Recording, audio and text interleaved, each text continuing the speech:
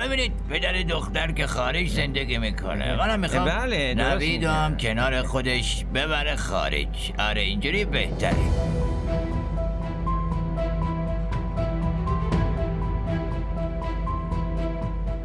نه خیر خانده داشت، من همینجا راضیم. با عزتون شب میمون. پسر تو ساکت بشین.